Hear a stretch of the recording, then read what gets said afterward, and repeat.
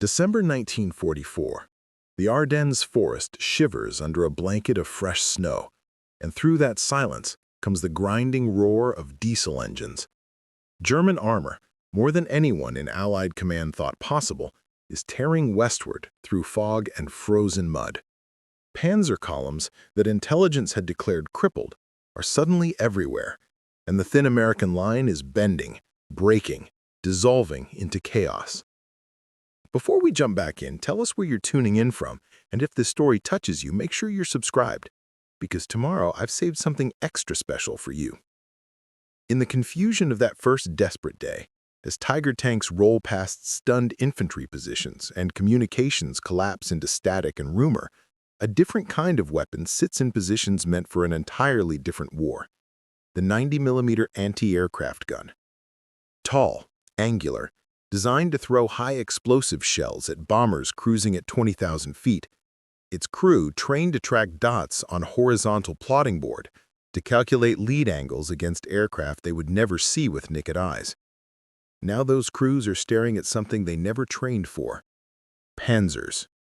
Emerging from tree lines at ranges measured in hundreds of yards, not thousands of feet. The geometry is all wrong. The ammunition is all wrong.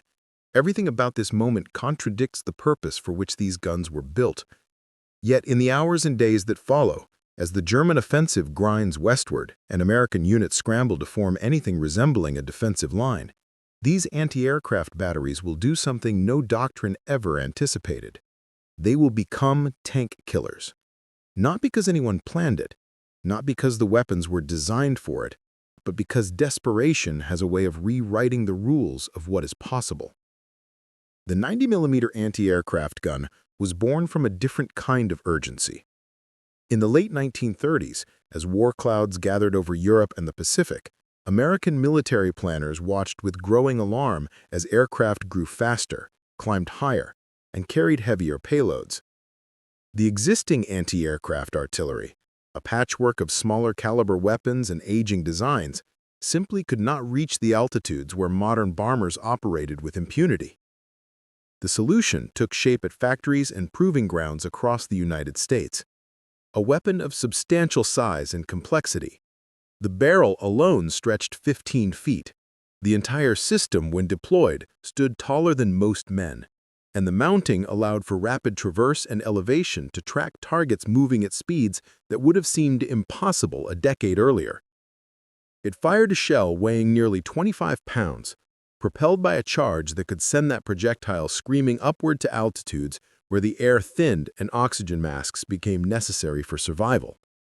The crews who manned these guns underwent training that had more in common with navigation and mathematics than traditional artillery.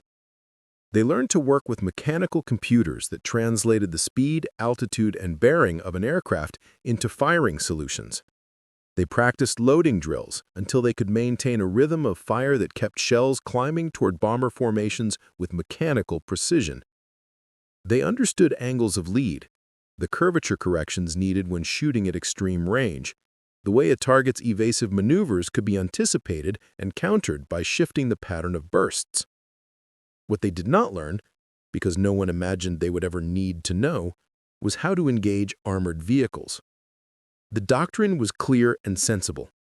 Anti-aircraft guns defended rear areas, supply depots, bridges, and marshalling yards. They were positioned to cover the sky, emplaced where they had clear fields of fire upward and outward. Tank fighting happened at the front, in the mud and fire of ground combat, and it was the job of tank destroyers, anti-tank guns, and infantry with specialized weapons to deal with armored threats. The gun itself, however, possessed characteristics that would prove grimly relevant in a role it was never meant to fill. The 90mm shell, designed to fragment and create a killing radius against aircraft, was also a solid mass of steel and explosive, traveling at velocities that dwarfed anything a conventional anti-tank gun could achieve. The muzzle velocity approached 3,000 feet per second. At point-blank range by anti-aircraft standards, meaning anything under 1,000 yards, that shell carried kinetic energy sufficient to punch through steel plate in ways that defied the conventional wisdom about what anti-aircraft ammunition could do. The gun's mounting, built to track aircraft through rapid changes in azimuth and elevation, could also traverse horizontally with startling speed. A crew trained to follow a bomber's evasive turns could just as easily track a tank trying to maneuver across broken ground. The sighting systems, complex as they were for aerial gunnery, simplified dramatically when the target was moving along the Earth rather than through three-dimensional space. None of this was doctrine. None of it appeared in training manuals. But the physics did not care about doctrine. And in the crucible of the Ardennes, physics would matter more than paperwork.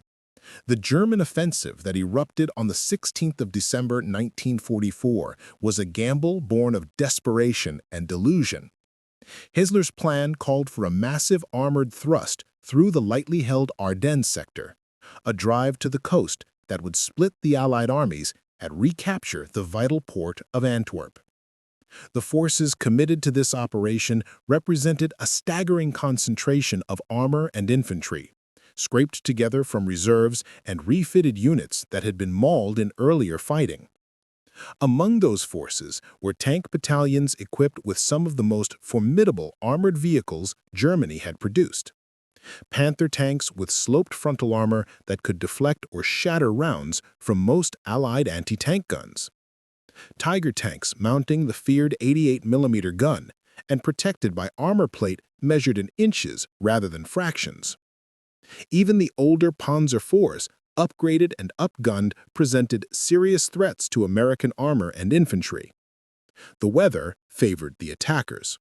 Fog and low clouds grounded Allied air power, negating one of the most significant advantages the Americans had enjoyed since the breakout from Normandy.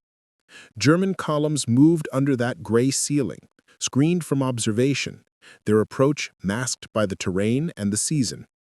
When they hit the American lines, the impact was catastrophic in places. Green divisions, units sent to the Ardennes for rest and refitting, suddenly found themselves facing veteran panzer troops who knew how to exploit breakthroughs and keep momentum. In the chaos of those first hours, command and control fractured. Radio nets became jammed or went silent as units were overrun or forced to retreat. Orders arrived late or not at all. Improvisation became the only doctrine that mattered. And in that improvisation, men began to use whatever weapons came to hand, regardless of what those weapons were designed to do. The anti-aircraft batteries scattered across the rear areas of the American sector were not supposed to be in the path of a ground defensive. Their positions had been chosen for entirely different reasons: proximity to key roads and junctions that needed protection from air attack, elevation that provided clear fields of fire into the sky, access to supply routes for the constant flow of ammunition and maintenance their complex guns required. Now those same positions, selected for air defense, found themselves directly in the line of advance for German armor. A battery emplaced to protect a fuel dump suddenly had Panthers grinding up the slope toward them. A position set to cover a river crossing watched as Tigers emerged from the forest on the opposite bank. Crews who had spent months staring at empty sky through rangefinders and directors now had targets they could see with naked eyes, targets that filled their optics and closed the distance with every passing second. The first encounters were almost accidental. A battery commander, watching German tanks maneuver into what would have been an assembly area for an assault on his position, made a decision that had no grounding in training or regulation. He ordered his guns leveled. The crews, working with the discipline drilled into them through countless exercises, complied. They traversed the barrels down from their usual high angles. They loaded not with the time-fused shells meant for aircraft, but with whatever solid projectiles were available in their ready racks. The first round fired from a 90mm gun at a German tank was an experiment conducted under the most brutal conditions imaginable. No one knew if the shell would penetrate. No one knew if the fuse would function correctly at such low velocities relative to what it was designed for. No one knew if the gun's mounting could handle the different stresses of horizontal fire, or if the recoil system would behave as expected. What they discovered was devastating. The shell, traveling at a velocity no tank armor of that era was designed to resist, struck the Panther's hull with the force of a meteor. Steel plate, sloped and hardened, designed to deflect conventional anti-tank rounds, simply failed. The projectile punched through as if the armor were cardboard, and the explosive content detonated inside the crew compartment. The tank did not brew up in the slow cooking off of ammunition that sometimes characterized tank kills. It exploded, turret lifting and twisting, fuel and ammunition igniting in a fireball that sent debris arcing through the winter air. Preparing and narrating this story took us a lot of time, so if you are enjoying it, subscribe to our channel. It means a lot to us. Now, back to the story. The crew stood frozen for a moment, shocked by what they had just witnessed. Then training reasserted itself. Load, traverse, fire. Another Panther, attempting to flank the position, took a round through the side armor. The result was the same. Catastrophic penetration, internal explosion, the tank reduced to a burning hulk in seconds. Word spread in the confused and fragmented way that information travels in combat. A captain on a field telephone to a battalion commander, breathless, reporting that his anti-aircraft guns had just knocked out 2 tanks. The battalion commander, skeptical, demanding confirmation. The captain insisting, describing the wreckage still burning in front of his position. Other reports filtering in from other sectors. A battery near a crossroads engaging German armor at what they described as point-blank range for their weapons, something under 800 yards, and achieving kills with every hit. The realization settled in slowly, fought against by doctrine and disbelief, but undeniable in its implications. The 90mm anti-aircraft gun, a weapon designed to defend against threats from above, could kill the heaviest tanks Germany fielded. Not just kill them, but do so with a finality that left no question about the outcome. The shells were not marginal performers hoping for a lucky hit on a weak spot. They were overwhelming the armor through sheer kinetic energy, turning the tanks inside out with the force of impact and explosion. This was not how anti-tank warfare was supposed to work. The standard American anti-tank guns, the 57mm and the more powerful 76mm, achieved kills through precision. A shot to the tracks to immobilize, then a careful placement in division ports or the thinner rear armor. Engagements were nerve-wracking duels where the first hit often decided the outcome, and crew skill and positioning mattered as much as the weapon itself. Tank destroyers, the mobile tank killers of American doctrine, relied on speed and maneuver to get into favorable positions before taking their shots. The 90mm engaged in a different kind of warfare entirely. It did not need the perfect angle or the lucky shot. Frontal hits were as effective as flank shots. The gun simply erased the calculus of weak points and angles of incidence. Wherever the shell struck, it went through, and what happened after penetration was uniformly catastrophic for the target. But there were complications, problems that emerged as more batteries found themselves forced into this improvised tank-killing role. The guns were not emplaced for ground combat. Their positions, chosen for air defense, often had poor fields of fire at ground level. A battery set on high ground for maximum radar coverage of the sky might find itself unable to depress its barrels enough to engage tanks on lower terrain. Earthworks and revetments built to protect against bomb fragments and strafing runs offered little help against armor-piercing rounds or the high explosive shells German tanks carried. The ammunition was wrong. Anti-aircraft shells, designed to burst in the air and create fragments, were effective against tanks only when they could be adapted or when solid shot was available. Many batteries carried limited stocks of anything other than their primary air defense loads. When those ran out, they were forced to improvise, using shells never intended for direct fire, achieving results that were sometimes spectacular and sometimes dangerously unpredictable. The crews themselves, for all their skill at tracking aircraft, had to learn ground gunnery on the fly. The lead calculations were different. A tank moving at 30 miles per hour across broken ground presented a deflection problem utterly unlike an aircraft at 200 miles per hour in level flight. The ranges were compressed. The engagement windows measured in seconds rather than the minutes an air defense engagement might last. Mistakes were immediate and fatal, not abstract failures in a defensive barrage. Yet they learned. Because the alternative was to abandon positions, to let German armor roll over supply dumps and command posts and artillery batteries that had no means of defending themselves. Because the men in those guns understood that if they did not fight, the troops behind them would be overrun. Because in the desperate mathematics of December 1944 in the Ardennes, a weapon that could kill Panthers and Tigers was worth any cost in improvisation and risk. By the third day of the offensive, as the German advance began to slow and stiffen against pockets of determined resistance, the role of the 90mm batteries had shifted from accidental to intentional. Commanders, realizing what they had stumbled upon, began repositioning guns to cover likely avenues of advance. They scraped together ammunition from rear depots, sending trucks forward loaded with whatever solid projectiles could be found. They tasked officers with ground combat experience to advise the anti-aircraft crews on fields of fire and engagement priorities.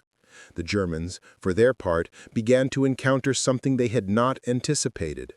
Their intelligence on American anti-tank capabilities was thorough. They knew the penetration values of the 57mm and 76mm guns.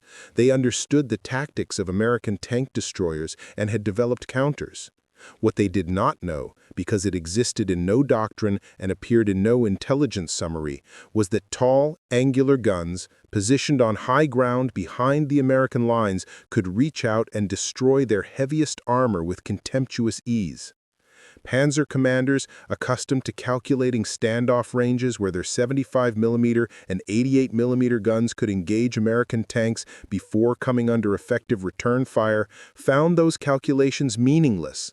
The 90mm outranged them, outpenetrated them, and operated from positions that were supposed to be safe rear areas. A Tiger tank, nearly invulnerable from the front to anything the Americans commonly fielded, could be knocked out by a gun it never saw, firing from a position chosen to defend against aircraft that never came. The effect was psychological as much as material. German armor, already operating at the end of tenuous supply lines and under constant pressure to maintain momentum, began to encounter delays and hesitation. Approaches that should have been straightforward became dangerous unknowns. Commanders who would have pushed forward aggressively instead called for reconnaissance, for smoke, for indirect fire support to suppress positions that might or might not contain the mysterious long-range guns that killed tanks with single shots. The Battle of the Bulge would be decided by many factors: the weather clearing and Allied air power returning to savage German columns on the roads, the determined defense of key towns like Bastogne that anchored the American line, the arrival of reinforcements and the eventual counterattack that drove the salient back. But in the desperate first week, when the outcome hung in balance and every position that held mattered, the anti-aircraft guns fighting as tank destroyers wrote a chapter that no one had predicted and few would fully understand until long after the guns fell silent. The transformation from defensive weapon to offensive killer unfolded in ways no training manual could have predicted.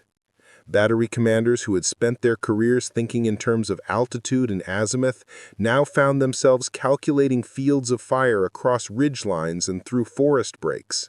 The language changed. Terms like ceiling and intercept vector gave way to enfilade and dead ground. Men who had tracked invisible dots on radar screens learned to read terrain the way infantry officers did, identifying natural choke points where armor would be forced to bunch up or slow down. One battery, positioned near a fuel depot outside a small Belgian town, became a case study in this improvised evolution. The commander, a former mathematics instructor who had been commissioned early in the war, recognized that his position on a low hill overlooked a valley that German reconnaissance would eventually identify as a viable approach route. The trees provided concealment, but also restricted his ability to depress the guns enough to cover the near slopes. His solution was methodical and slightly mad. He had his crews dig deeper emplacements, lowering the entire gun platform by 4 feet, a project that took 2 days of brutal labor in frozen ground. When Panzer grenadiers and their accompanying armor moved through that valley 5 days into the offensive, they encountered fire from guns that should not have been able to engage them, positioned in ways that violated every assumption about anti-aircraft emplacement. The engagement lasted 11 minutes. 7 tanks entered the valley. 3 made it halfway through before the first 90mm round found its mark. A Panzer IV, the workhorse of German armor, took the hit on its front glacis plate. The shell, traveling faster than the speed of sound, carried so much energy that the armor did not deflect or absorb the impact. It simply failed. The projectile core punched through and detonated inside the crew compartment, the overpressure rupturing welds and blowing the hatches open. The tank coasted forward another 30 yards on momentum alone before grinding to a halt, smoke pouring from every opening. The other tanks scattered, commanders suddenly aware they were in a killing zone with no clear idea where the fire originated. The 90mm crews, working with the smooth coordination born of endless drills, traversed to new targets. Another round, another hit. This time a Panther, supposedly immune to frontal attack from American guns, shuddered as a shell struck just below the turret ring. The impact energy was so extreme that the turret actually shifted on its mounting, jamming the traverse mechanism. The crew bailed out immediately, understanding that a mobility kill in this situation was as fatal as a catastrophic penetration. The remaining tanks reversed course, pulling back into the tree line, hoping distance and concealment would protect them. It did not. The 90mm had the range. At 800 yards, firing through gaps in the forest, the battery continued to find targets. 2 more kills. 1 tank abandoned by its crew after a near miss convinced them their luck had expired. By the time the survivors made it back to their start line, the valley floor was littered with burning hulks and the battery had expended less than 40 rounds. This pattern repeated across the entire sector wherever 90mm batteries found themselves in the path of German armor. A position near a crossroads, a battery protecting a bridge approach, guns emplaced to defend an ammunition dump. Each became an unexpected strong point. Each extracted a toll from attackers who had no framework for understanding what they faced. The Germans knew about American anti-tank guns and could gauge their danger by the caliber and positioning. They understood tank destroyers and how to bait them into unfavorable engagements. But these tall guns on the hilltops, firing from positions that suggested rear-area air defense, killed with an efficiency that seemed to defy rational explanation. Reports filtered back through German intelligence channels. Prisoners were questioned. Wreckage was examined when it could be reached. The conclusion, when it finally crystallized, brought no comfort. The Americans were using anti-aircraft artillery in a direct-fire role, and the penetration characteristics were superior to anything mounted on Allied tanks. A Panther's frontal armor, which could deflect shots from a Sherman at combat range, meant nothing against a 90mm round. A Tiger's psychological advantage, the knowledge that it could engage most threats before coming under effective fire, evaporated when the enemy possessed guns that could reach out past 1,000 yards and guarantee a kill with a single hit. Tactical adaptations followed. German armor began avoiding open ground near American positions entirely, even when those positions showed no signs of anti-tank weapons. Advances that would have been pressed aggressively instead became cautious probes, feeling for the presence of the long guns before committing forces. Smoke became more than a screening tool. It was existential cover, the only way to move through areas where a 90mm might be watching. The tempo of the German advance, already slowing due to fuel shortages and stiffening resistance, lost additional momentum as commanders factored this new threat into their calculations. For the American crews manning the guns, the transition from air defense to ground combat brought challenges that went beyond simple gunnery. The physical demands were different. Tracking an aircraft meant smooth, calculated movements, the gun following a predictable arc. Engaging armor meant violent traverses, rapid elevation changes to compensate for terrain masking, the constant need to shift aim as targets maneuvered or presented new threats. The guns were never designed for this kind of service. Recoil mechanisms, stressed by repeated firing at low angles, began to show wear. Traverse gears, built for the measured movements of anti-aircraft work, protested under the demands of rapid target switching. Ammunition became a critical concern. The solid-shot and armor-piercing rounds, most effective against tanks, were available only in limited quantities. Most batteries had been supplied primarily for air defense work, which meant they carried vast stocks of time-fused high-explosive and comparatively little of anything else. Trucks were dispatched on scrounged fuel to depots that might have AP rounds sitting in forgotten corners. In some cases, batteries received ammunition they had never trained with, projectiles designed for different marks of the gun, or experimental loads that had never been fully tested in combat conditions. The crews made it work because the alternative was unthinkable. They learned on the job which shells performed best against which targets. They discovered that even high explosive, if it hit squarely, could mission-kill a tank through sheer impact force, cracking welds and disabling systems even without penetration. They adapted their loading drills to handle the different weights and dimensions of armor-piercing projectiles.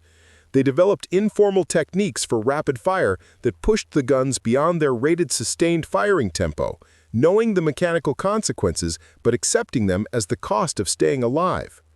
The coordination with other units evolved in fits and starts.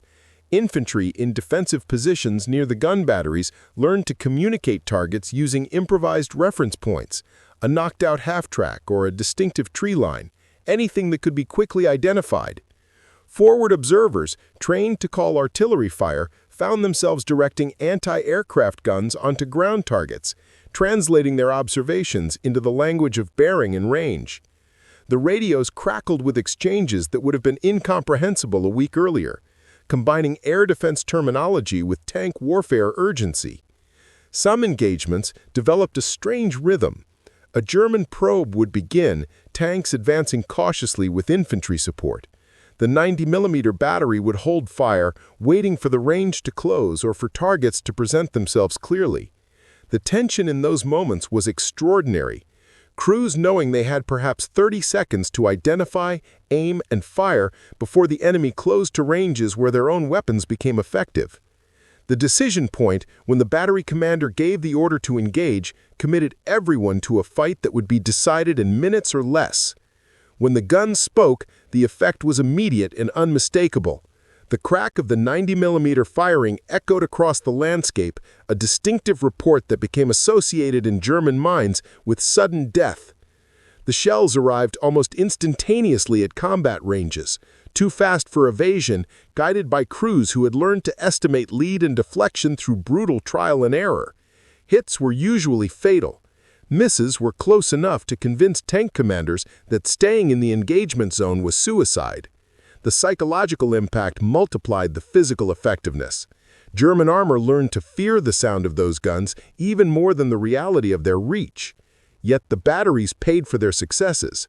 Positioned forward, often in locations never intended for ground combat, they became priority targets for German artillery and infantry assault. The guns themselves, tall and angular, were difficult to conceal. Their muzzle flash when firing was brilliant and unmistakable. German forward observers marked them and called fire.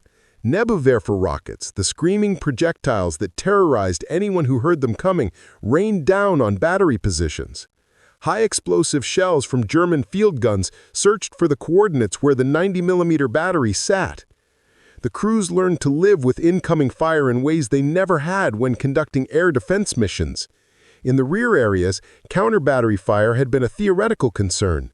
Now it was an immediate and constant threat. Slit trenches became essential, not the deep bunkers recommended for sustained positions, but hasty cuts in the frozen earth where a man could throw himself when the shells started falling. Gun shields, designed to protect against fragments from aerial bursts, offered minimal cover against direct or near hits from artillery. Men died at their posts, caught by splinters or concussion while serving the guns. Infantry assaults represented an even more dire threat. The 90mm, for all its lethality against armor, was not designed for close defense. The gun could not depress enough to engage targets within 100 yards. The rate of fire adequate for tank killing was far too slow to deal with infantry rushing the position. Battery defense relied on whatever small arms the crews carried and the presence of security details that were often ad hoc and undermanned. Several batteries were overrun in the first week, their guns spiked or destroyed, their crews killed or captured because German infiltration reached them before support could respond. The successful batteries were those whose commanders understood they were now frontline combat units, regardless of their official designation. They established perimeter defenses. They coordinated with nearby infantry or armored units to provide mutual support. They kept constant watch not just for armor, but for dismounted threats. They learned the hard skills of ground warfare, lessons that had nothing to do with tracking aircraft or calculating altitude corrections. Some adapted naturally. Others learned through loss and near disaster. A few never got the chance to learn, caught in the chaos of the German advance and swept away before they could orient to their new reality. The German response evolved as the offensive ground forward and then stalled. Armor that had initially been caught by surprise began operating with the assumption that any high ground or dominant position near American lines might contain a 90mm battery. Reconnaissance became more thorough. Indirect fire was called on suspected positions before committing armor to an approach. In some sectors, German commanders chose to bypass areas entirely rather than risk their irreplaceable tanks against an enemy whose capabilities they still did not fully understand. This caution, forced by respect for the 90mm's killing power, created exactly the kind of delay the American defense needed. Time for reinforcements to arrive, time for supplies to be distributed, time for commanders to piece together a coherent defensive line from the fragments of units that had been scattered in the initial onslaught. Every hour the German advance was slowed or diverted was an hour closer to the weather clearing, to Allied air power returning, to the inevitable counterattack that would turn the battle. The batteries themselves became symbols within their own units, proof that American ingenuity and adaptability could turn even the most desperate situation to advantage. Stories spread through the ranks, often embellished but grounded in truth, of single guns holding off entire tank companies, of crews who stayed at their posts under bombardment and broke up attacks that should have overrun them. The morale effect was tangible. Infantry holding shaky positions found courage in knowing that somewhere behind them, friendly guns could reach out and kill tigers. Commanders planning defenses incorporated the 90mm batteries into their schemes, not as an afterthought, but as centerpieces, positions around which the entire line could be anchored.